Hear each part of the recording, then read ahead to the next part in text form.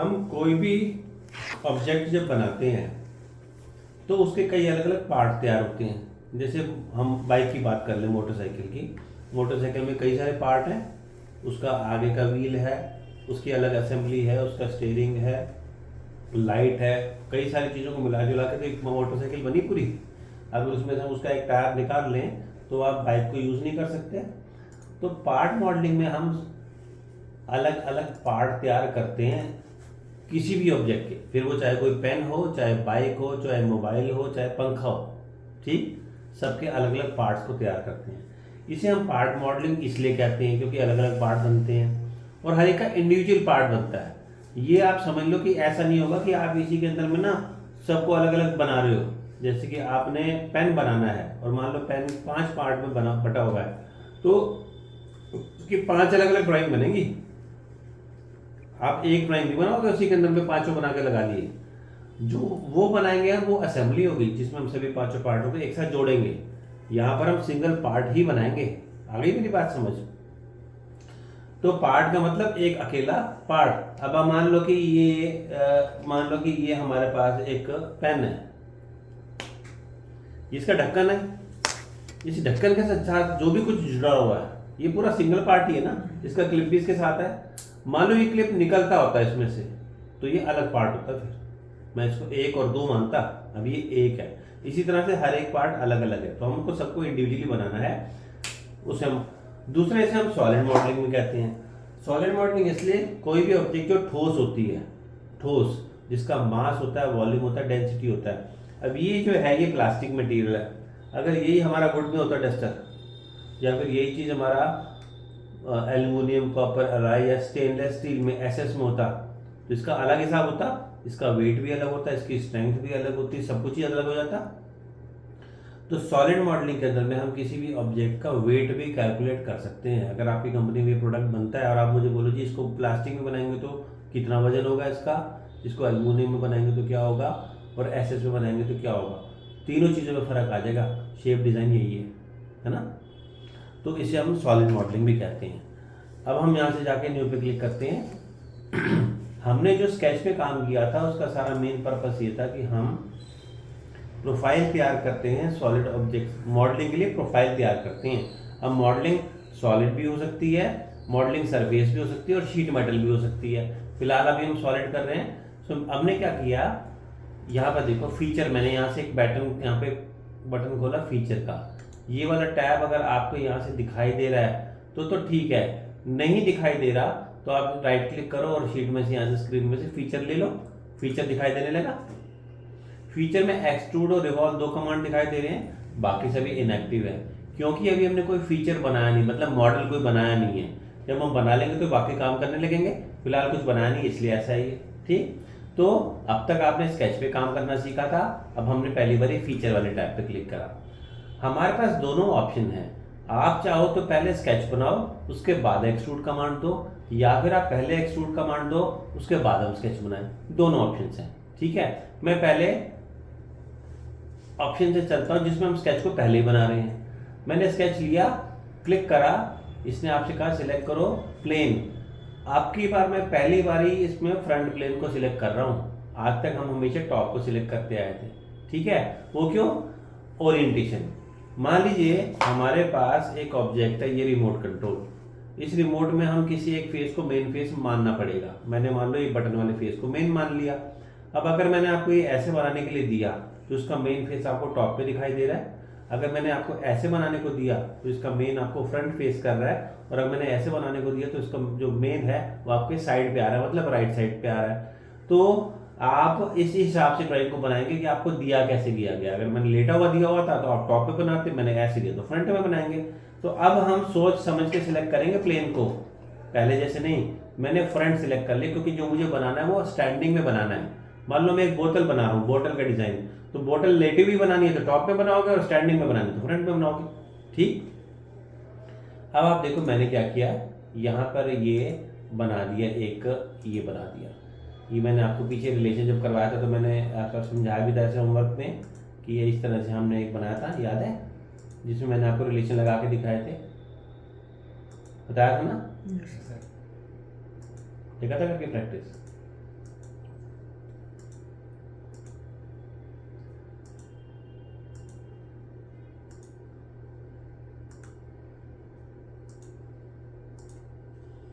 बताया था, है ना, मैंने बताया था कि रिलेशन लगा के कैसे हम इसको, अब जैसे आप देखो ये मैंने बनाया, तो मुझे ये पता है, मैं ये चाहता हूँ कि नीचे वाला और ऊपर वाला सेम रहे, तो मैंने क्या किया, स्मार्ट डायमेंशन लिया, इसको सिलेक्ट करा, ये लगाया और मैंने इसकी डायमेंशन को दे दिया 55, हो गया 55 का। फिर मैंने इसे सिलेक्ट करा और इसको मैंने दे दिया 45, तो ये हो गया 45 का। इन दोनों का फर्क डिस्टेंस 10 रह गया। फिर मैंने क्या किया, इसको भी लिया, इसको मैंने 10 कर दिया, हो गया 10, ठीक। फिर मैंने इसे सेलेक्ट करा और इसको मैंने कर दिया 25, तो ये 25 हो गया। और एक ये रह गया था, इसको भी कर दिया मैंने, इसको मान लीजिए मैंने कर दिया 35, तो 35 हो गया ठीक। अब हमारी ड्राइंग में बाकी सब सेम है, मैचिंग, तो मैंने क्या किया, लास्ट वाले को सिलेक्ट करा लाइन को और टॉप वाले को सिलेक्ट करा और मैंने इक्वल रिलेशन लगा दिया दोनों पे। देखो इस पे इक्वल दिखाई देने लगा, इसका मतलब दोनों 55-55 हो गए।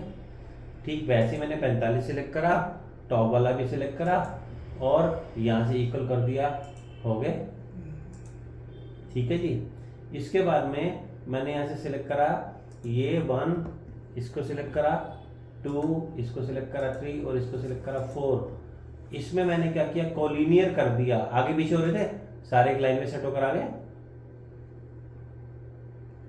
ठीक है। इसके बाद में हमने क्या किया कि ये जो 10-10 का गैप था इसको मैंने ले लिया, सिलेक्ट करा मैंने ये 10 ले लिया, कंट्रोल के साथ 2, 3, 4 और 5 इक्वल कर दिया, सारे 10-10 हो गए। अब क्या रह गया, ये 25 वाला बराबर करना और 35 वाला, 1, ये 2, ये 3, ये 4, ठीक। अब लास्ट क्या रह गया, 35 वाला, 1, 2, 3, 4, 5 और 6 इक्वल हो गए, सारे छोटे हो गए अपने आप ही। अब इसका फायदा ये है कि आपको किसी भी स्टेज में कोई चेंज करना हो, आप बोलो जी 35 नहीं, हमको इसको 37 करना था, तो जैसे मैंने इसको 37 किया, ये सबके ऊपर ही 37 कर देगा, रिलेशन लगा हुआ है। ये 5 डायमेंशन जो मैंने शुरू में लगाई, ये तो मेन डायमेंशन थी जिनका लगाना जरूरी था, इसको आप बेस डायमेंशन या रेफरेंस डायमेंशन भी कह सकते हो। ये जो पहले वाला बटन है जूम टू फिट होता है, दूसरा वाला बटन जूम विंडो होता है, इसमें आप विंडो बना के ऐसे उस हिस्से को बड़ा कर सकते हैं जिस पे हमें काम करना है। तीसरा बटन जूम प्रीवियस का होता है, पिछला व्यू दिखाता है, ठीक है। अच्छा जी, हो गया ये। अच्छा, जैसे ही हम यहाँ से एग्जिट स्केच करते हैं, ठीक है। अच्छा, फुली डिफाइन क्यों नहीं हुआ, फुली डिफाइन इसलिए नहीं क्योंकि आपने करा ही नहीं फुली डिफाइन। तो फुली डिफाइन कैसे होता है, जब ब्लैक हो जाता है, कुछ तो ब्लैक दिखाई दे रहा है लेकिन सब तो नहीं। हमें क्या किया, स्मार्ट डायमेंशन लिया, मैंने यहाँ से लेके इसकी दूरी यहाँ तक की बता दी, ये चाहे मैं सेम रखूँ चाहे बदल दो, मेरी मर्जी है। जैसे मैंने किया हो गया, सारा ब्लैक हो गया, नीचे फुली डिफाइन लिखा आ गया, ठीक है। तो क्या थी, एक कमी बाकी थी कि आपने इसकी दूरी वर्टिकल तो क्लियर थी, उसको हॉरिजॉन्टल दूरी नहीं पता थी, मैंने जैसे लगाया वो हो गया पूरा ब्लैक। आप जो भी ड्राइंग आप बनाओगे फुली डिफाइन करके ही बनाना है आपने उसको, ठीक है। और जैसे एक काम, अगर मेरे को इसको सेंटर में लेना था, जैसे ये 55 था, 55 का आधा होता है 27.5, 27.5 में से 10 से ले गए तो क्या बच गया, 17.5। ये जो मैंने लगाया, अगर मैं इसको 17.5 कर दूं तो हम लगभग इसको सेंटर में लेके आ गए यहाँ पे, है ना। अच्छा, उसी तरह से अगर मैं इसको पूरे को देखूं तो हमारी ड्राइंग जो थी, ये देखो 10, 20, 30, 40, 50, ये 1, 2, 3, 4, ये वाले हमने कितने के दिए थे, 25 के, तो ये 100 हो गए और 50, 150 हो गया। तो ये जो वर्टिकल दूरी थी हमारी, ये जो वर्टिकल दूरी थी, ये एक्चुअली देखो रिलेशन लगा हुआ था, इसकी वजह से ये इसने यहाँ से हमसे मांगी नहीं थी डायमेंशन, ये रिलेशन लगा हुआ था, इसकी वजह से उसने डायमेंशन मांगी नहीं थी। वर्टिकल दूरी अगर मैं यहाँ से दे देता इसमें अपना,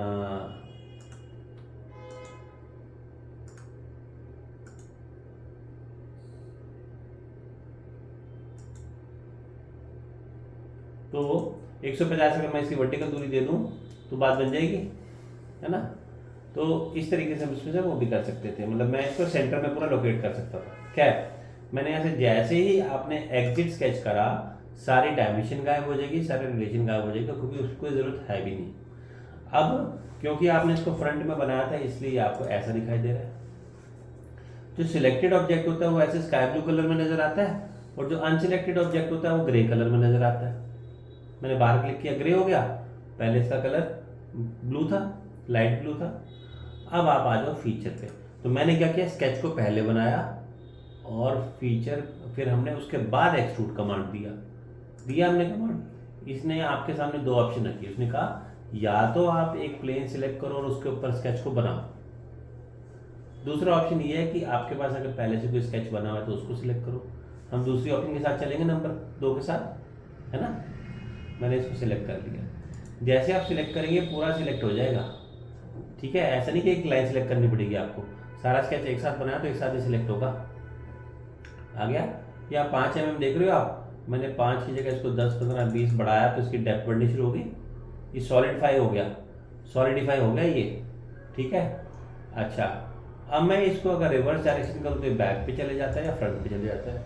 जैसे हम किसी ऑब्जेक्ट को बनाते हैं तो उसके 6 व्यू होते हैं, front, back, left, right, top, bottom.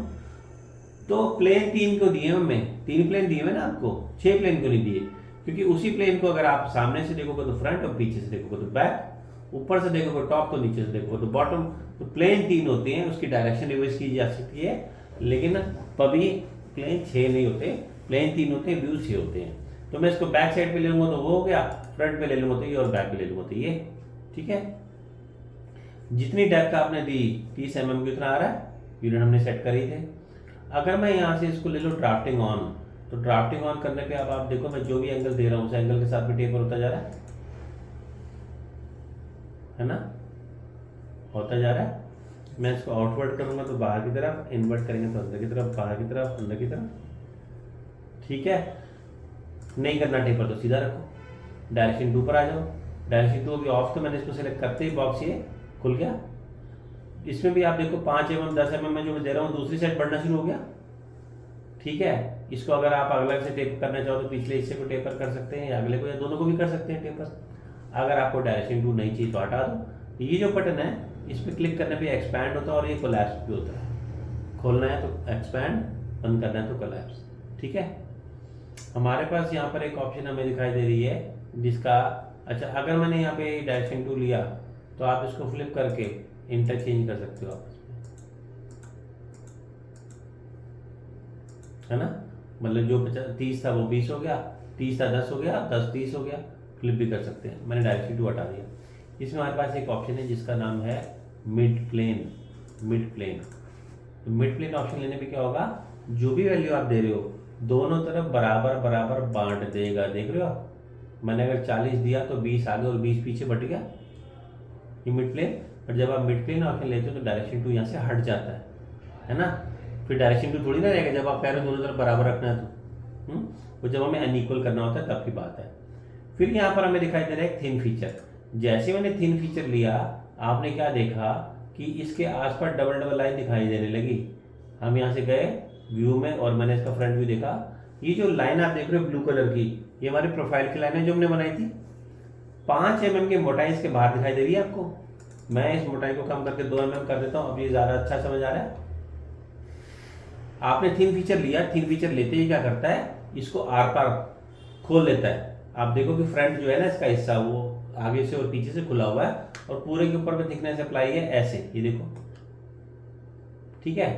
अभी फिलहाल आपने जो थिकनेस दी थी 2 mm की दी थी, मैंने फ्रंट में इसको देखा। अगर मैं इस डायरेक्शन को बदल दूँ तो अंदर की तरफ 2 mm और बाहर की तरफ 2 mm, फर्क आ जाएगा ना साइज में अंदर और बाहर करने से। फिर दूसरी बात, मिड प्लेन लिया तो इसने क्या किया, 1 mm अंदर और 1 mm बाहर। और ये अगर मैंने 2 डायरेक्शन ले लिया तो 2 डायरेक्शन में आपने बोला था कि एक तो मेरे को थिकनेस 2 की चाहिए और एक की चाहिए, तो अंदर की तरफ 1 mm और बाहर की तरफ 2 mm थिकनेस भी दे सकते हैं। और अगर आपको सॉलिड ही बनाना है पूरा तो इसको हटाओ यहाँ से, ये पूरा सॉलिड ही बनेगा, बन गया सॉलिड, ठीक है। तो थिन फीचर ऑप्शन का यूज हम ऐसे करते हैं, ओके करते हैं, ये बना दिया, ये बन गया। जैसे ये फीचर बन गया आपने देखा सभी ऑप्शन एक्टिवेट हो गई। अगला मैं कमांड आपको, अच्छा जो एक्सट्रूड कमांड में और ऑप्शंस थी वो मैं आपको एक्सट्रूड कट में बताऊंगा, ठीक है।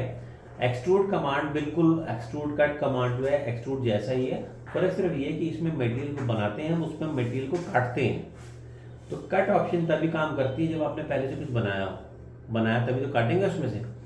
आपकी बार मैंने क्या किया, एक्सट्रूड कट पे क्लिक किया, इसने फिर आपसे वही कहा कि या तो स्केच है तो उसको सिलेक्ट करो, नहीं तो बनाओ। अब हमारे पास स्केच है तो नहीं, बनाना पड़ेगा। आप ये देखिए अब तक हमारे पास केवल 3 प्लेन थे, टॉप, राइट और लेफ्ट, जिसके ऊपर हम बना सकते थे स्केच को। अब आप किसी भी प्लानर फेस को, ये जो हाईलाइट हो रहा है ये फ्लैट फेस है ना, फ्लैट फेस है, फ्लैट फेस है, किसी भी प्लानर फेस को आप सिलेक्ट कर सकते हो स्केच बनाने के लिए।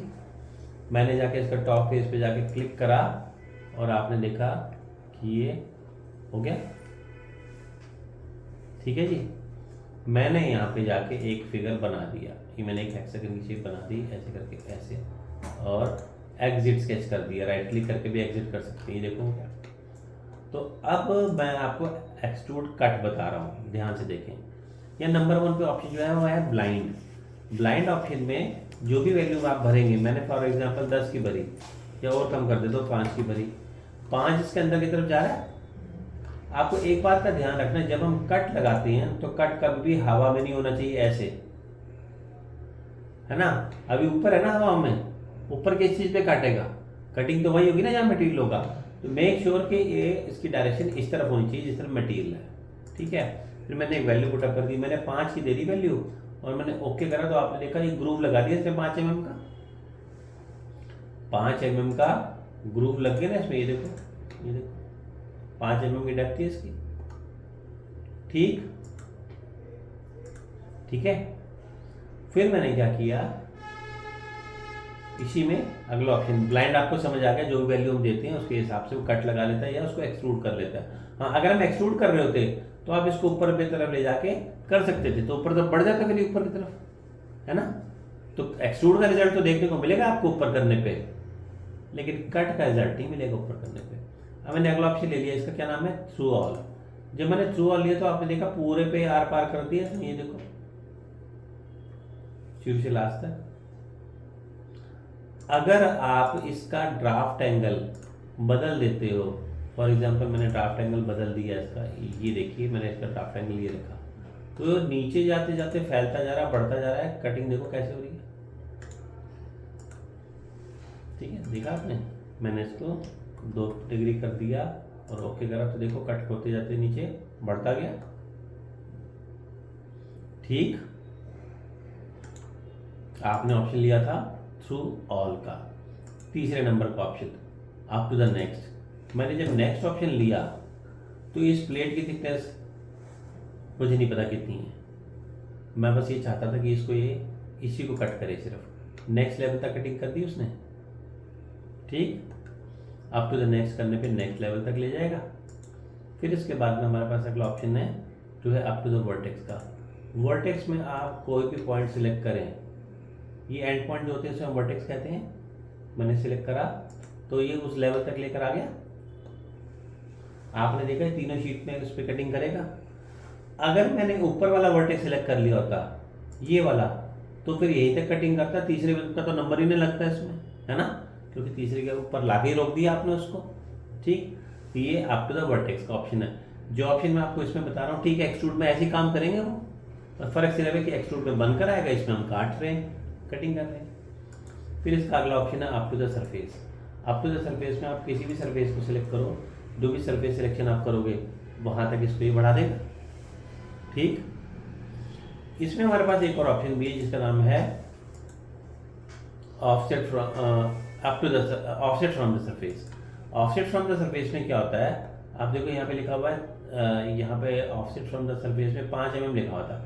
इसने क्या किया, सिलेक्टेड फेस से 5 mm पहले इसको रोक दिया, लेकिन ये जब हवा में है 5 mm आगे हो या 2 mm आगे हो, क्या फर्क पड़ रहा है ना, हवा में है तो उसका रिजल्ट तो दिखना नहीं है। मैंने क्या किया, यहाँ से रिवर्स ऑफसेट कर दिया, रिवर्स ऑफसेट में फर्क दिखाई दिया। आपने जो फेस सिलेक्ट किया था उससे 2 mm आगे इसने ग्रूव लगा दिया, देख रहे हो आप, 2 mm आगे बढ़ा हुआ ना, ग्रूव लगा हुआ, ये देखो। ठीक है जी, ओके, ठीक है जी, ओके। अच्छा, इसके बाद में ये हो गया ऑफसेट फ्रॉम सरफेस। बॉडी में आपको बाद में बताऊंगा मिड प्लेन बता चुका हूँ। मिड प्लेन में तो देखो ये ऊपर नीचे दोनों तरफ चल रहा है, पर इसका मुझे कोई एडवांटेज ही नहीं है, ऊपर तो कुछ है ही नहीं, तो फिर ऊपर तो करने का कोई फ़ायदा है ही नहीं। ठीक है, ये सब ऑप्शन आपकी एज इट इज़ उसमें भी काम करेंगी। अगर मैंने यहाँ पर ये एक्सट्रूड किया होता तो उसके भी हम इसी तरह से इन सब ऑप्शन का यूज़ कर सकते थे। ठीक है जी, देखा आपने, इस तरीके से हम इसको कर सकते हैं। That is called command extrude. इसकी ऑप्शन मैंने आपको इसमें सारी बताई, blind, through all, up to next, up to vertex, surface, offset from surface और मिड प्लेन, ये ऑप्शन मैंने आपको इसमें बताई। ठीक है, मैं इसको फिलहाल थ्रू ऑल कर देता हूँ, तो ये सारा पे ले जाएगा। क्लियर है?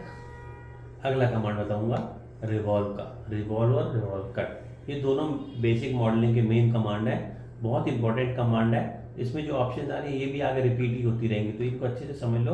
फिर आगे ये जो कमांड थी सर जो आपने जो ऑप्शन साइड पे आई हैं ये रिपीट है आगे सब में, तो अच्छे से समझ लो, आगे के लिए काम आसान हो जाएगा, आगे के लिए आसान लगेगा ना। अब मैं एक नया ड्राइंग आपको रिवॉल्व पे करके दिखाऊंगा। रिवॉल्व कमांड का हम यूज करते हैं किसी भी राउंड ऑब्जेक्ट को बनाने के लिए। जरूरी नहीं कि हमारी जो ऑब्जेक्ट है वो पूरी 360 डिग्री पे राउंड हो, 180 पे हाफ भी हो सकती है, उसका 90 भी हो सकती है, 270 भी हो सकता है। जब आप रिवॉल्व कमांड देते हैं तो इसके साथ भी वही बात है, या तो स्केच पहले बना लो फिर रिवॉल्व कमांड दो, या फिर पहले रिवॉल्व कमांड दो बाद में स्केच बना लो। ठीक है, अच्छा तो हाँ, एक बात आपको और बताना भूल गया मैं, वो भी समझेंगे। एक्सट्रूड कमांड में ये आ गया। एक्सट्रूड कमांड में मैंने क्या किया कि एक्सट्रूड कमांड लिया और मैंने एक प्लेन सिलेक्ट कर लिया, मान लीजिए ये टॉप प्लेन सिलेक्ट कर लिया, इसके साइड पे मैंने एक ये फिगर बनाया ऐसे। जो भी कुछ आप इसके अंदर बना रहे हैं मैंने इसको एग्जिट कर दिया। अब आप इसको जो भी एक्सट्रूजन की हाइट दोगे ये ऑटोमेटिकली अंदर वाले हिस्से को वाइड बना देगा। वाइड का मतलब कट आउट कर देगा अंदर की तरफ, बिल्कुल आर पार बराबर बराबर। ठीक है, तो कभी भी आपको अगर आर पार चाहिए तो पहली बारी प्रोफाइल बनाते समय उसके अंदर बना लो ऑब्जेक्ट को, तो आर पार ही देगा। लेकिन आप ये बोलोगे कि मेरे को तो डेप्थ अलग चाहिए थी कुछ, मान लो अगर इसकी हाइट मान लो मैं कह रहा हूँ 10 है, मैं कह रहा था उसकी तो मुझे 5 चाहिए थी अंदर वाले कट की, तो आपको फिर बाद में एक्सट्रूड कट अलग से देना पड़ेगा। देखो मैंने फिर से लिया एक्सट्रूड कट, ये लिया, ये बनाया,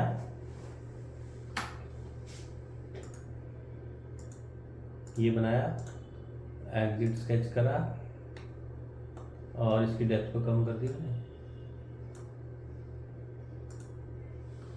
देखा आपने, मेरी बात समझ आ गई?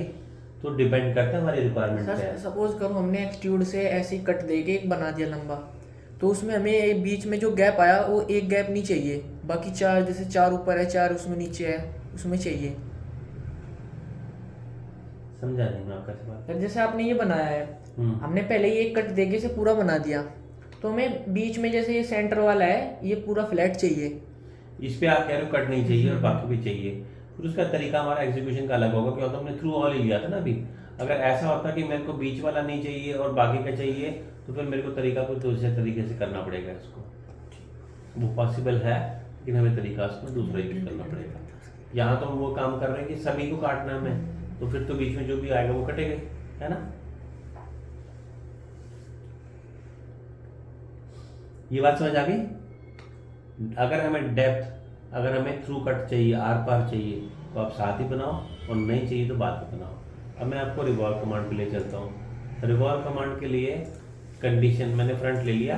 कंडीशन ये कि आपके पास इसमें एक सेंटर लाइन का होना ज़रूरी है।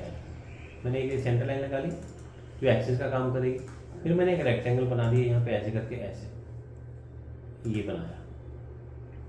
ठीक है, एग्जिट करा। आपने देखा रिवॉल्व कमांड देते क्या हुआ, उसने उस प्रोफाइल को, रेक्टेंगल को, उसको सेंटर मानते हुए बना दिया।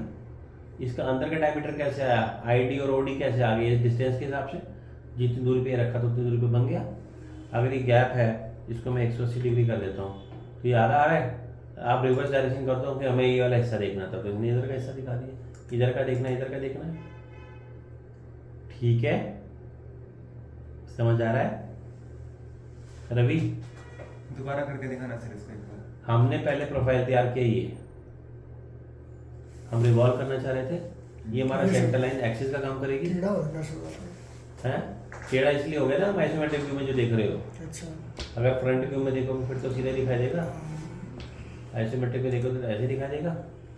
हमने यहाँ से लेके कमांड एग्जिट स्केच कर दिया, फीचर में आपने रिवॉल्व दिया, सिलेक्ट करा, ये क्या करता है अपने आप सेंटर लाइन मान लेता है इसको, और आपने देखा प्रोफाइल को लेके घुमा दिया इसने पूरे पे।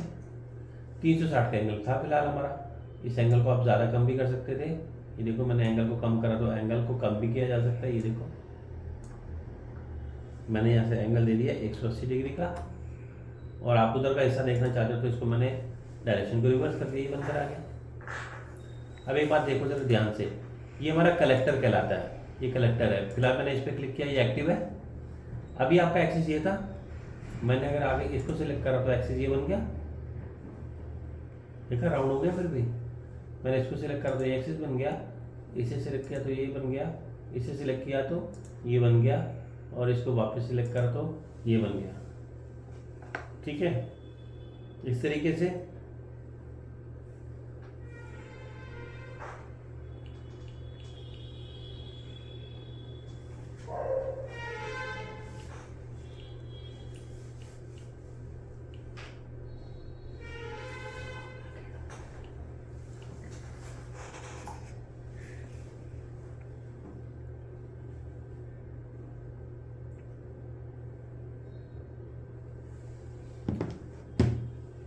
ठीक है।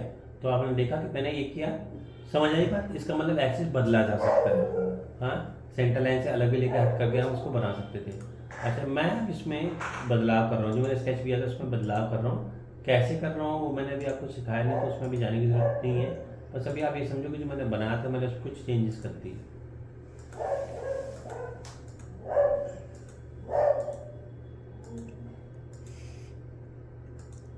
मैंने इसको ऐसा बना दिया, ट्रिम कमांड दिया और इसको हमने ट्रिम कर दिया। ठीक है, तो अब आप देखो ये जो मैंने शेप बनाई, ये एक शाफ्ट की जैसे बनाई,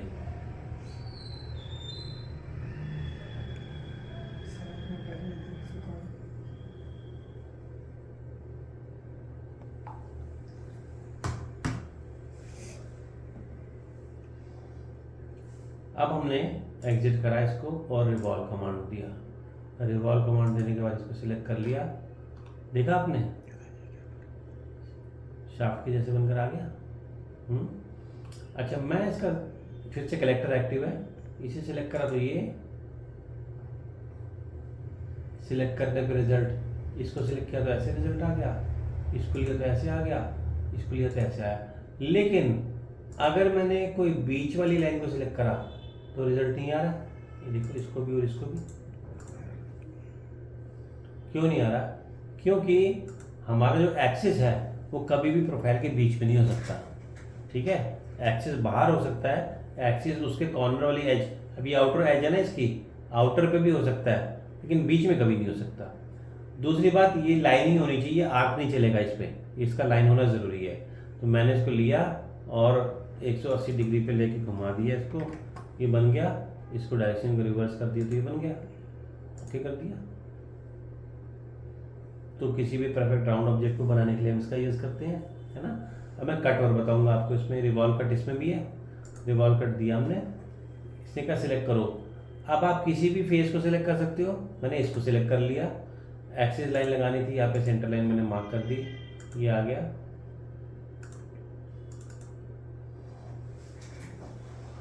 जब भी आप कट लगाओ तो इस बात का ध्यान रहे कि ये काम आपने नहीं करना, पूरा बार हवा में लगा दोगे तो क्या कट करेगा वो। आपका जो भी बनाओगे आप प्रोफाइल, वो या तो इसके अंदर पूरी तरह से इसके अंदर हो ऐसे, या फिर उसका कुछ हिस्सा हो ऐसे।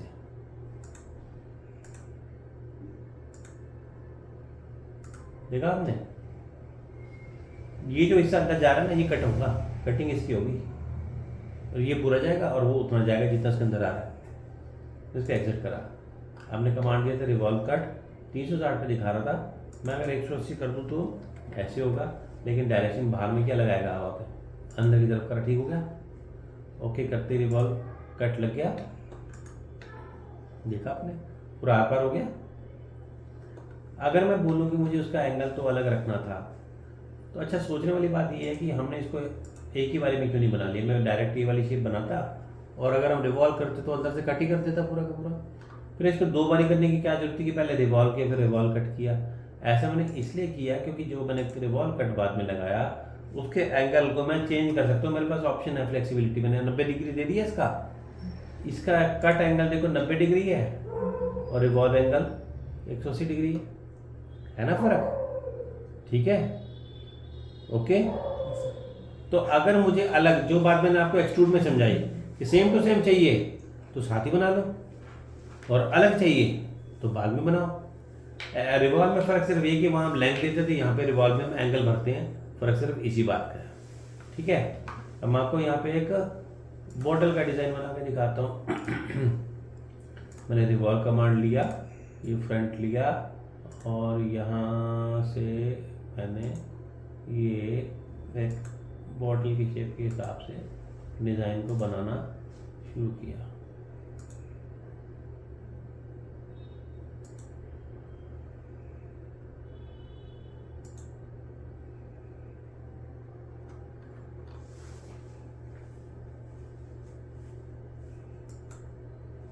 ये देखिए मैंने एक हाफ डिज़ाइन बनाया, हाफ बनाया बोतल का, फुल नहीं बनाया, हाफ बनाया बोतल का। और इसको आपने लेके फिर कमांड दिया रिवॉल्व। अच्छा अब की बार आप देखो मैंने एक्सिस ऑफ रिवोल्यूशन इसे ही ले लिया, जरूरी नहीं ना बनाना। आ गया, बॉटल बनती दिखाई देगी। बॉटल का पेज तो वही स्केच है जो मैंने पहले बनाया था।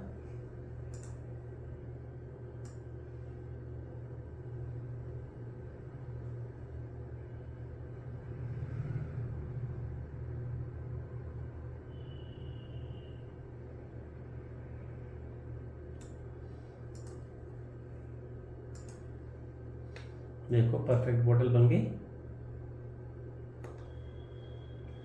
रिवॉल्व कमांड से हम बिल्कुल परफेक्ट राउंड ऑब्जेक्ट्स को बना सकते हैं। जो मैंने आपके साथ में वर्कबुक शेयर करी है वो करिए ना, जिसमें 111 पेज है।